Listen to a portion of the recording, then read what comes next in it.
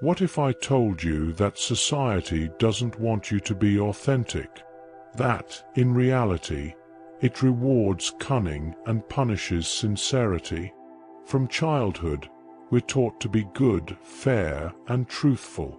But as we grow up, we realize the world doesn't actually work that way.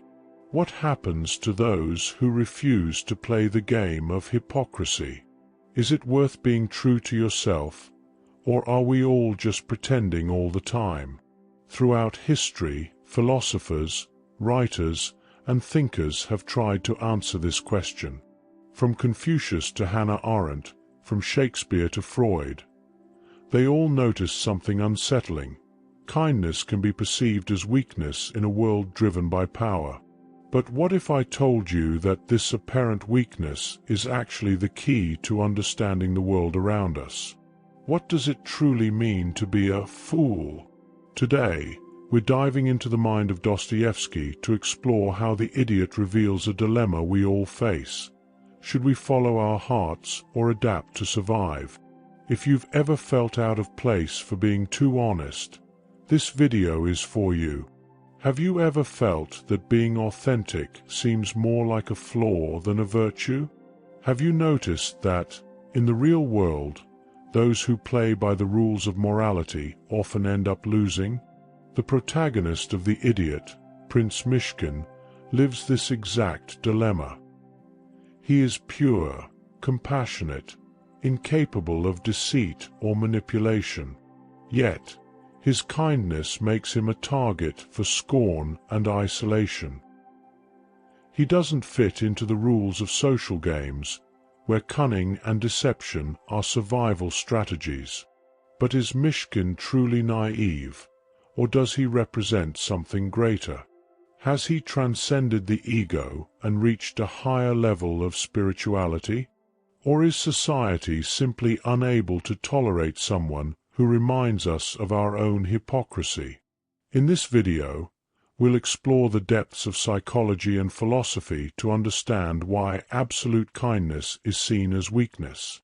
We'll discuss Carl Jung, the archetype of the wise innocent, social hypocrisy, and the eternal conflict between morality and power.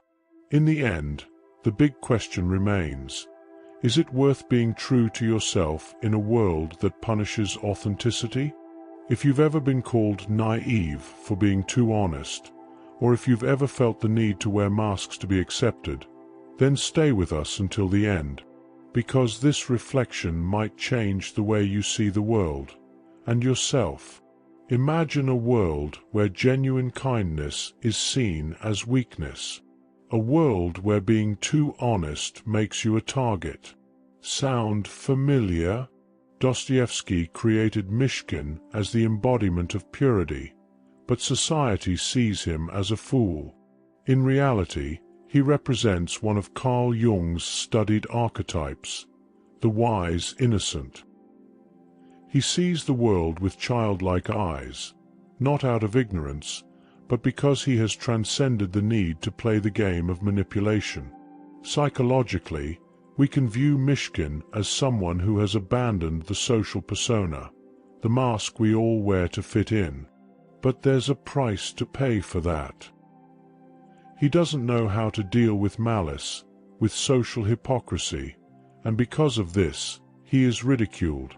Jung once said, "What you resist persists. What you embrace transforms you." And this brings up the big question. Myshkin embraced his true essence and paid the price. But was he wrong? Or are we so trapped in the social game that we despise those who remind us we could be more authentic? How many times have you felt pressured to hide your true self to fit in? How many times have you had to act strategically when you just wanted to be honest? If Myshkin were alive today, would he survive? Or would today's social media culture, where everything is about appearances and external validation, crush him even faster? Think about it.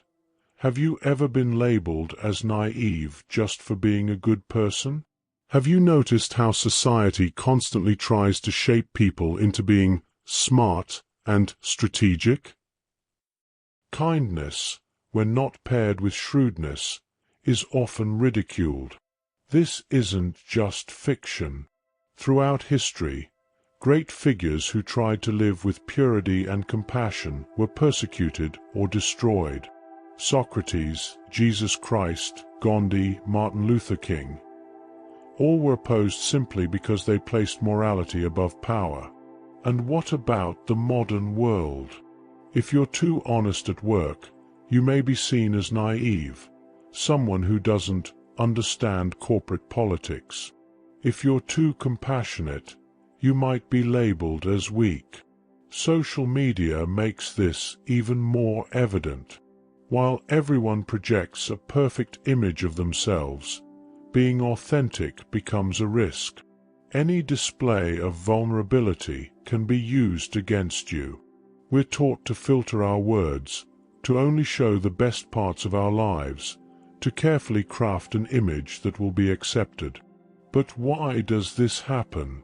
Perhaps because kindness forces us to confront our own flaws. When we see someone acting with genuine purity, our mind unconsciously compares. Why am I not like that? Could I be more honest? And often, the reaction to this discomfort isn't admiration, it's mockery. George Orwell once said, "In times of universal deceit, telling the truth is a revolutionary act." Myshkin, in his innocence, challenges this logic.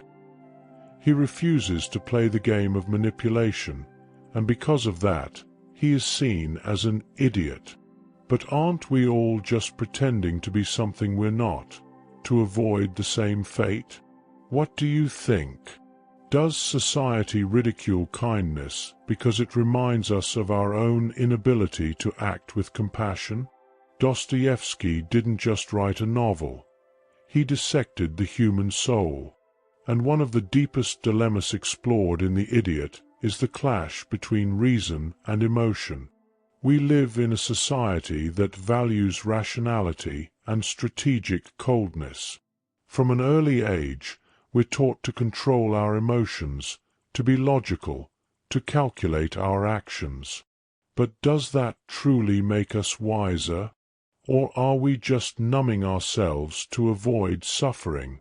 Neuroscience has already proven that we don't make decisions with reason alone.